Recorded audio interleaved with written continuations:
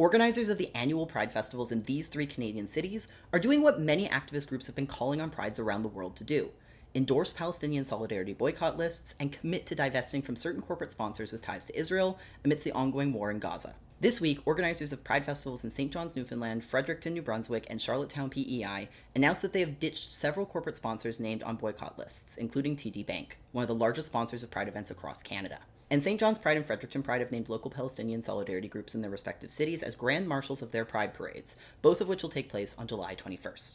And the decision comes in the wake of a movement around the world calling on Pride organizations to divest from corporate sponsors that are named on boycott, divestment, and sanctions lists, part of a global movement to use economic and cultural boycotts against Israel, financial divestment from Israel, and government sanctions to pressure Israel's government to end its controversial actions in Palestine. And long-standing queer organizations around the world, like Lesbians and Gays Support the Minors or ACT UP, have joined those calls specifically around Pride sponsors.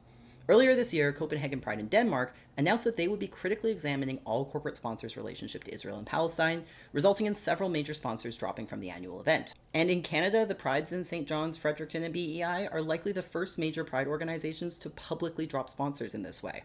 This past weekend, Palestinian solidarity protesters disrupted the Toronto Pride Parade with calls for the organization to divest from corporate sponsors on the BDS list. St. John's Pride organizers told the local news outlet The Independent that they'll be returning the $5,000 donation they received from TD Bank, their largest corporate sponsor. The move is part of three demands from Palestine Action organizers, including commitment to boycott and divestment of 33 companies, to barring police and security agency uniform symbols, logos, and insignias from the festival, and to engaging in a process of reconciliation with Indigenous and racialized community members. St. John's Pride organizers have publicly committed to all three demands. And the organizers told The Independent that they expect an overall loss of $10,000 to $15,000 in sponsorships and other revenues from companies identified on the BDS list. Palestine Action organizers told The Independent this week that the move is bigger than just the issue of Palestinian solidarity, and it's about shifting the priorities of Pride.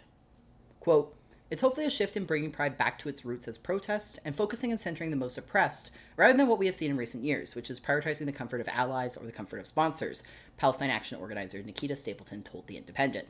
And in Fredericton, Pride organizers made a similar move. When announcing Fredericton Palestine Solidarity as the grand marshal of their parade this week, the organization pledged to show solidarity by not accepting any sponsorship from businesses or organizations listed on the Canadian BDS Coalition's website and not permitting those organizations to march in the parade. Quote, "Pride began as a riot and has always been about our interconnected struggle for liberation," the organization stated in a press release announcing the move.